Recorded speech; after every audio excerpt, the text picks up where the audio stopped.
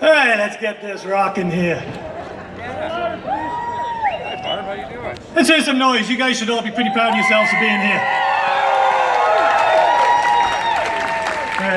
Right on. Okay, feel free to move in if you want, stand wherever you want. I assume you can all hear me. Can you hear me back there? We got 4 pretty snazzy speakers here. I can turn it up if you need me to. So, I feel like I'm scaring these two down here. All right. Okay, first of all, I'm Adam Cooper from Neighbourhood Watch. Most of all, I'm a Cambridge citizen. I have to say, thank you. First of all, I want to thank you for coming to this. Okay? You deserve your own round of applause for coming to this and standing up. Okay? Standing up for your safety, standing up for the city, standing up for what you believe to be right, and standing up for some well-needed change. Just like this well-needed water I need. Okay. So, why are we here? What has brought us here? Well, let's take back Cambridge. What does take back Cambridge mean? People have asked me that. This is taking back the power of the people to be heard. For you to have a say in your safety, in the future of your families and businesses, in your city. So I'll get right into this. I'll get right into what I've seen, what we've all seen. We've witnessed the barrage of drug-fueled crime, antisocial behavior, harassment, theft, vandalism, forced entries, public masturbation, defecating in the streets, or as I just heard from somebody today, all around Central Church down there. It smells like a urinal. Extreme threats of violence, burglaries and assaults, to human trafficking and even murder. People have woken in the morning to find people with knives in their homes. We know of some people that are currently taking PTSD treatment for what they've experienced inside their homes. Criminals browse properties and residents. They browse them and like shopping in a mall. We've all seen the videos. Unafraid of cameras, unashamedly parading their stolen goods in broad daylight. Completely unafraid of consequences. As they know, there's almost no chance there'll be any. Accountability and law and order has all but disappeared. We see crime and ongoing harm to residents and businesses becoming normalized as a way of life of Cambridge. We see intoxication and hard drug use go unabated and unchallenged in public parks and streets. We see needles and drug paraphernalia litter our streets, parks, and back alleys, left for our children to find. I've personally seen tent encampments all over the city, many housing bicycle chop shops, masses of stolen property, piles of discarded used needles and various drug paraphernalia, piles of stinking garbage. Some are like apocalyptic scenes from a movie. People sadly living in filth and despair, maintaining their habits off whatever they can steal from the local community, from you. And we allow it, all of it. We see for sale signs in front of homes, empty storefronts lining downtown. They sit a sad testament to the residents and businesses that are fleeing our city, as they see no end to the crime wave, no help from our elected leaders. We see sufferers of drug addiction screaming in the streets, trapped in a sad downward spiral of psychosis and unhindered self-destruction. So why is this happening? Why has it been so bad the last 4 or 5 years? I mean, we keep seeing it called homelessness. We've had homelessness before. We've always had it. It's been around for centuries, thousands of years, but never like this. So I'll let you in on a secret, one that many of you probably already know. This problem we face is not homelessness. Yes, there's homelessness, always has been. Yes, there's an affordable housing crisis. But this problem here, the one that brought us all here today, the problem that's plaguing this city and others across the city is not that, it's drug addiction. Drug addiction being compounded by the enabling and maintenance of that addiction by the failed policies of so-called harm reduction.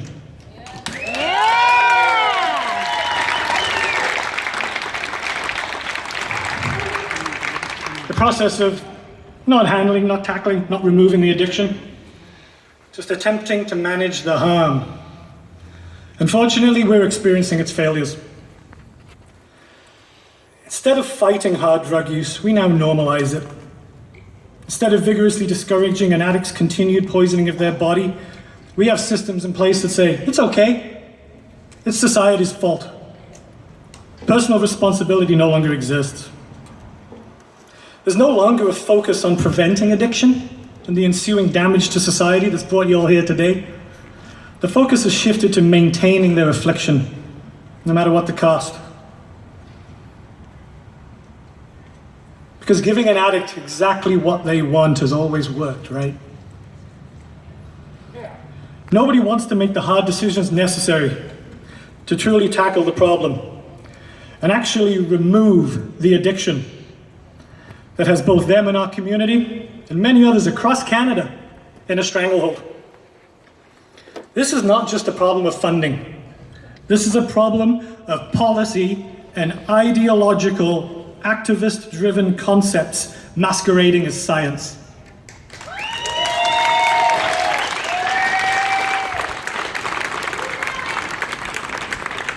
Harm reduction focuses on today at the expense of tomorrow, and we all pay the price for that. Too often we see those in power at all levels of government refuse to change ineffective policies, fruitlessly trying to force them into success, like jamming a square peg into a round hole, refusing to admit failed tactics, no matter what the cost. Not because they're working, but because they stubbornly refuse to acknowledge that a progressive policy has failed.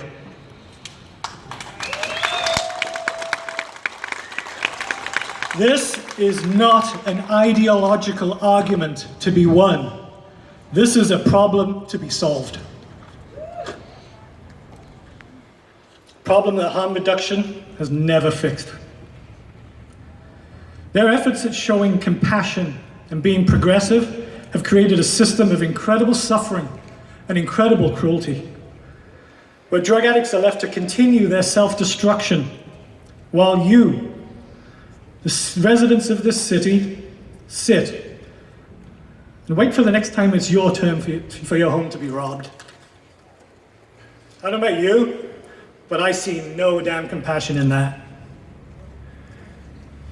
The concentration of harm reduction services within any given area, such as we see in downtown Galt, creates a veritable death trap of addiction enabling that attracts other addicts that learn of our well-earned reputation as a playground for crime and drug-related activity, where drug habits are routinely maintained in perpetuity. Drug kits are handed out to residents at local homeless shelters and by white vans handing out so many needles, crack smoking supplies, and meth pipes it would make your head spin. All at taxpayer expense. All while the resulting crime is simply brushed off, as if you and your suffering is just collateral damage in the ongoing efforts of the province and Waterloo region to look like they're doing something.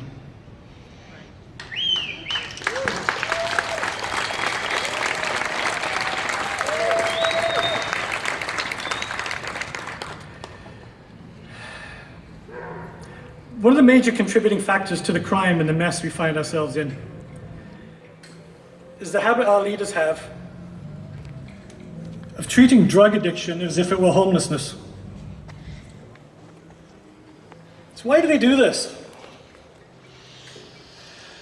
Because sympathy is a great selling tool. Dressing it up as homelessness makes it easier for anyone to sell doomed programs and tactics to the public in order to look like they're doing something positive. This is usually done under the guise of housing for the homeless.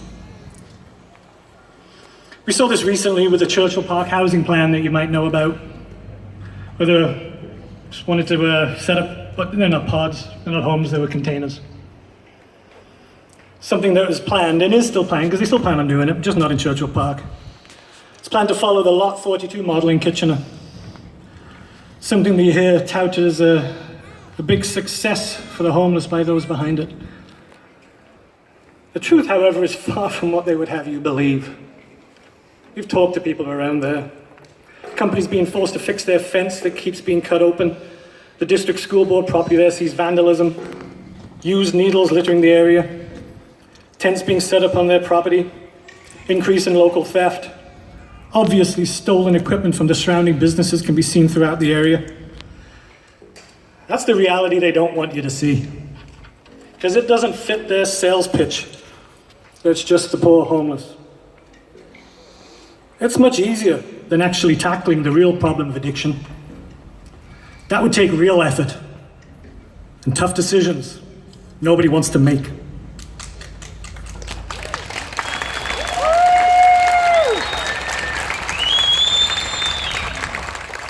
Self-serving groups looking to franchise a crisis pop up out of nowhere, claiming to want to help the homeless. Makes them look compassionate and progressive. I mean, who would oppose helping the homeless, right? Once they've sold their plan to us in the region, the funding follows in a never-ending flow. That's one of the reasons it's great to call it homelessness. You can franchise it, you can cash in on it. Any attempt by people like us to suggest more effective alternative policies is routinely met with shaming. How dare you? You're monsters. More calls for us to have some compassion. And the crime continues. Some of the most serious victims of this, the genuine non-addicted homeless and the senior citizens who are thrown to the wolves every day in previously safe shelters and social systems that are now overrun with untreated addicts, many of which are abusive, unpredictable, and violent.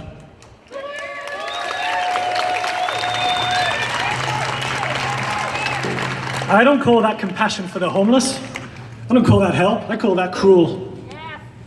In fact, I met a recovering addict this week, just a few days ago.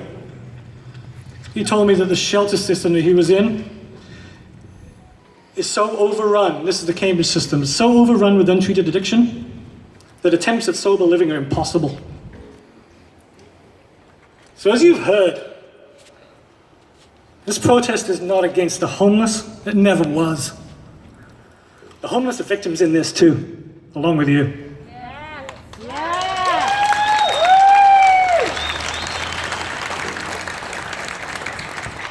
So what else is causing problems? Or is about to? Another dangerous element of harm reduction, man, I hate calling it that, then you and your families need to be aware of is the very real possibility of an ejection site coming here. I refuse to call it its official name of a CTS, Consumption and Treatment Services, as everyone on both sides of this argument knows that the treatment part of it just doesn't exist in any effective manner. They'll sell it to you on that, but it's not there.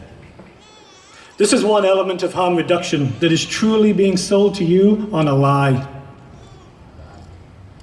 Despite 3 years of absolutely overwhelming opposition from the local community, KW Region, our mayor, and the majority, not all, the majority of our local leaders still insist on going against the wishes of the public and going to extraordinary measures to get what the region wants.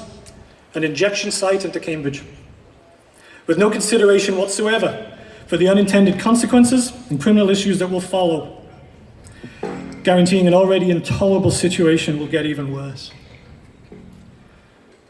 If you think crime is bad now, wait till we get one of those.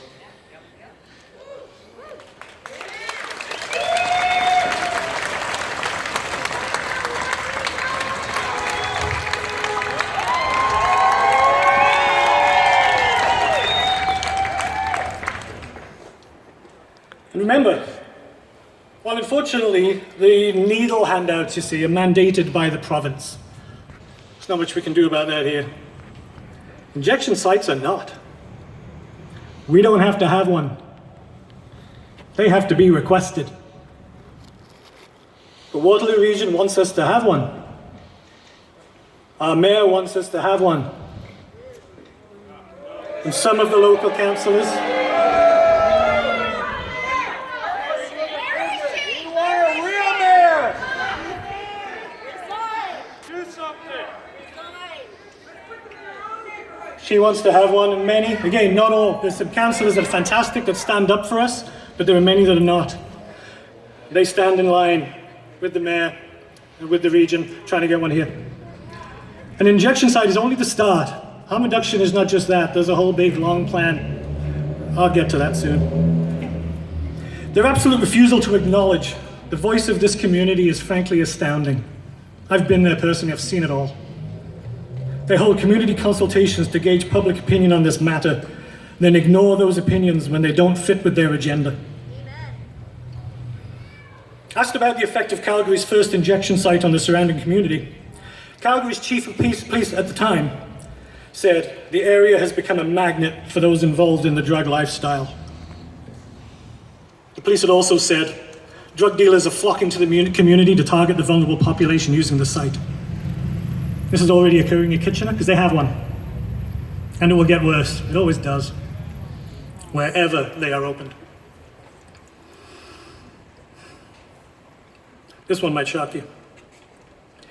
In August 2018, Regional Council directed Public Health to explore a Made in Waterloo model for an injection site. Part of Public Health recommendation to Waterloo Region is for an injection site services for youth. For youth, your children. I have that document if anyone wants to see it.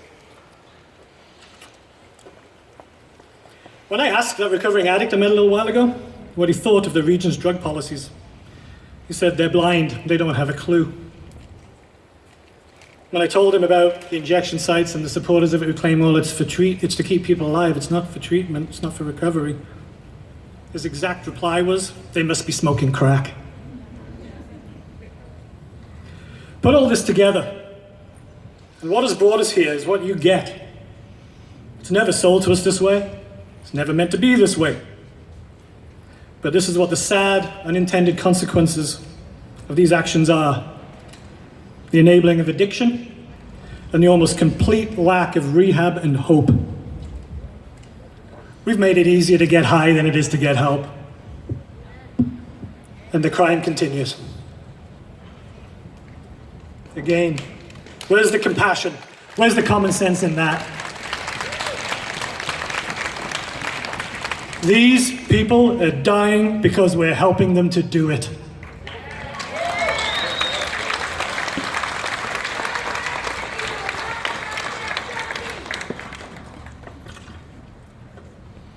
What if I'm wrong?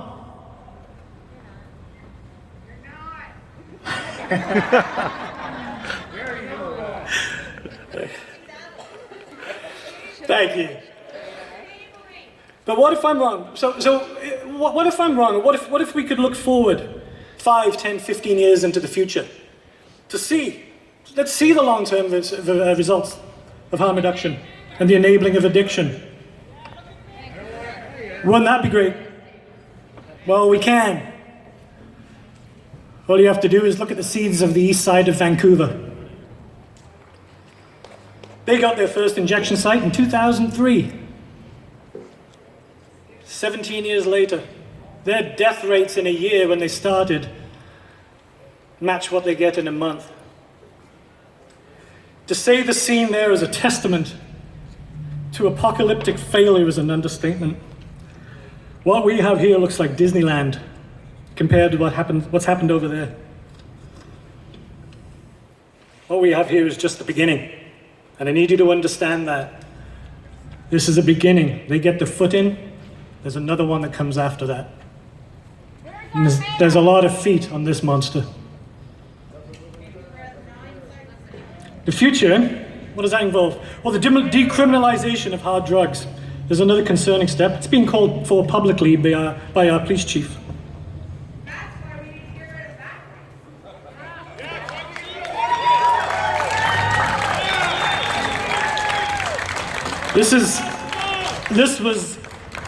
This was justified by him under the twisted logic of trying something new. This is a backward step that demands the normalization of hard drug use. New does not mean effective. New does not mean right. In San Francisco, decriminalization of hard drugs was sold to the public as a method to help people get off the streets. Instead, what it did is it opened up the floodgates for open drug use in the streets and parks. Right. All decriminalization did, it just took away the consequences for doing it. You could do it in front of the police. Why not? They took away the consequences.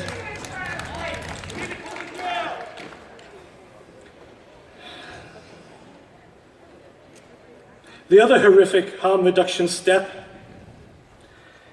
that's being pushed onto the public is the demand for governments to provide a free, taxpayer-funded, safe supply of hard drugs to use.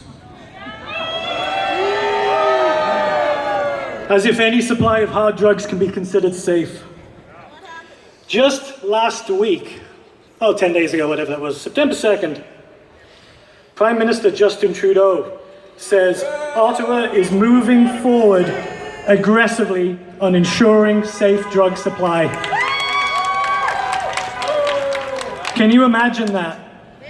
Our own Prime Minister wants to become the dealer that supplies the addicts. I'm not going to insult you by you thinking that you need the insanity of that to be explained.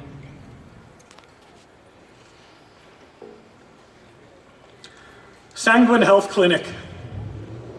They're the people that operate the injection site in Kitchener. They want the one here.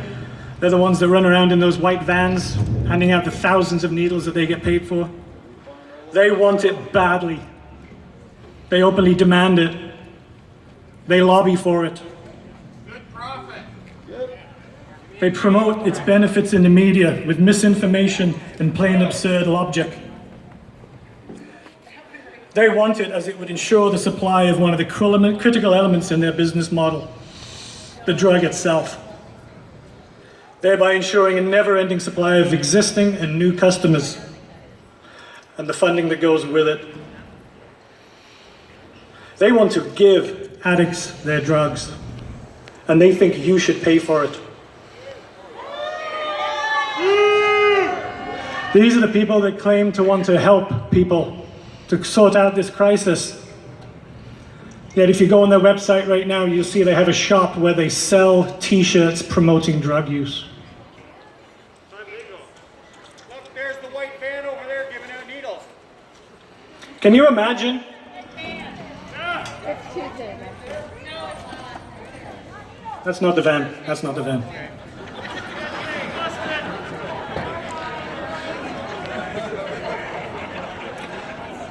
These are the same people, like I said, selling t-shirts, promoting drug use.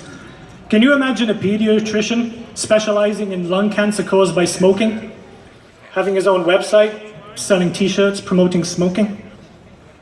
That's not someone that wants to solve the problem. That's somebody that wants more customers.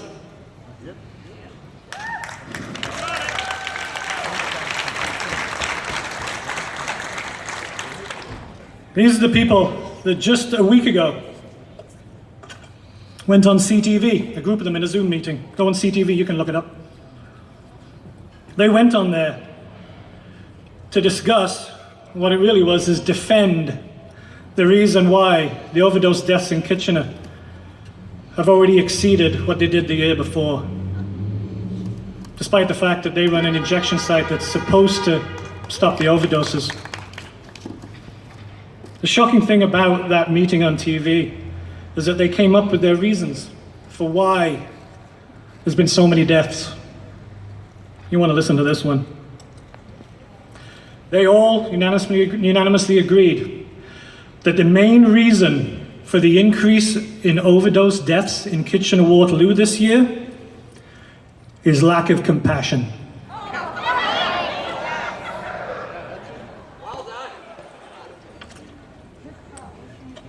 The reason for the deaths is lack of compassion. And you need to realize, these are the people that want to franchise a crisis, no intention of solving it, and these are the people that Waterloo Region pays and has tasked to take care of the harm reduction plan and trying to keep people alive. Again, this isn't compassion. This is outright absurdity.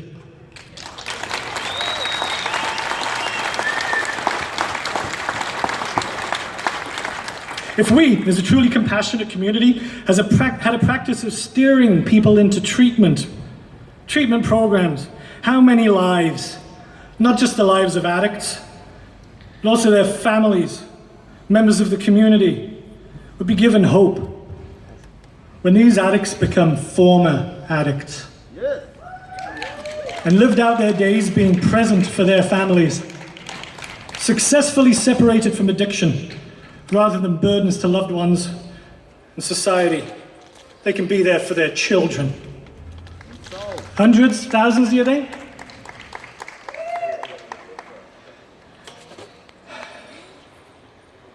Harm reduction has proved inadequate as a strategy. In fact, it's proven deadly. It's a major reason for the crime that has enraged you all so much and brought us here today.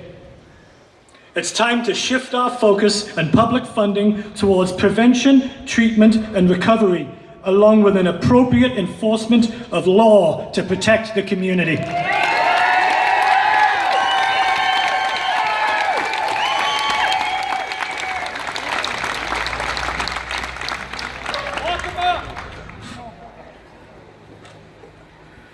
So what happens when all of this is explained to our leaders? When you try to plead to them, talk to them like this, rationally, with common sense arguments, right here in City Council. Well, I can tell you, this is what I and many others have found.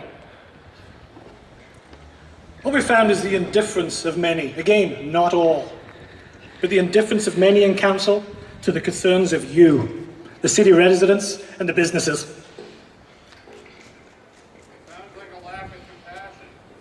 Yes. I know this. We've attended numerous community consultations within our city, where safety and drug-fueled crime and violence was brought up. An array of town hall meetings where the public were permitted to ask questions of the mayor and various councillors, police chief. Unfortunately, I hate to say, it was so consistent that every single one of these events, myself and others repeatedly witnessed the valid concerns of this city's residents be met with political non-answers, misdirection, deflection of blame and responsibility. Bullshit. Their fears were routinely minimized or condescendingly brushed off as baseless or perceived. Any counter comments to their answers, strictly forbidden. Questioning their answers in a healthy public debate is never allowed. You accept their answers, you do not get to question them. Trust me, I tried.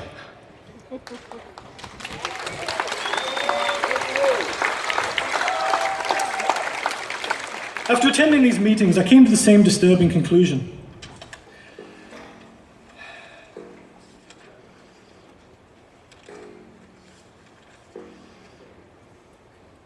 That many of our local leaders, they know the danger, they know of the crime, they know of the decline of the community. How can they not? It's all over social media. I put a lot of it there. But the need to appear compassionate is just more important. They care. They just don't care enough for you.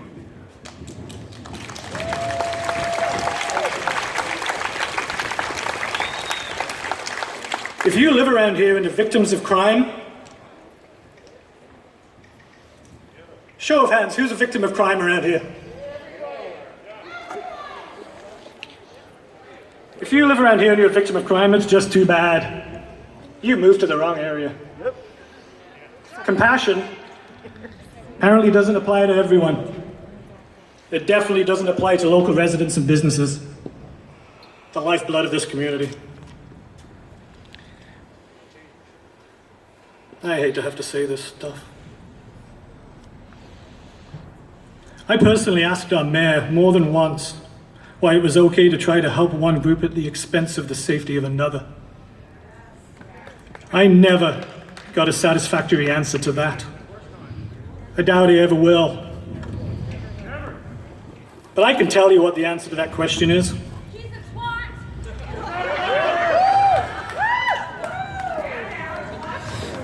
That's a good one, but I can tell you what the answer to that question is.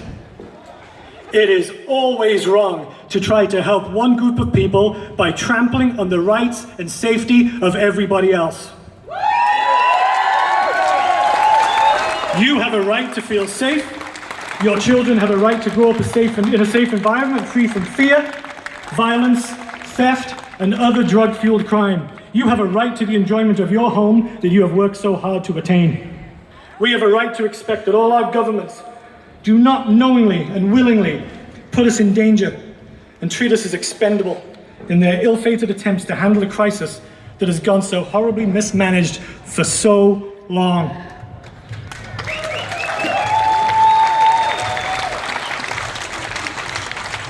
The silence of their indifference is deafening. That cry for help for this community has gone unanswered for long enough.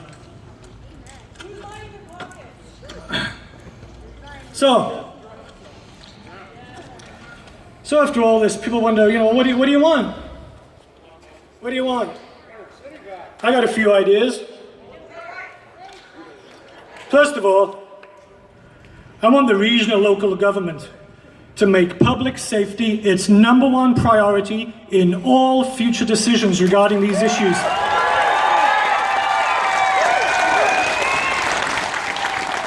Any plans that sacrifice public safety are unsustainable and therefore will fail.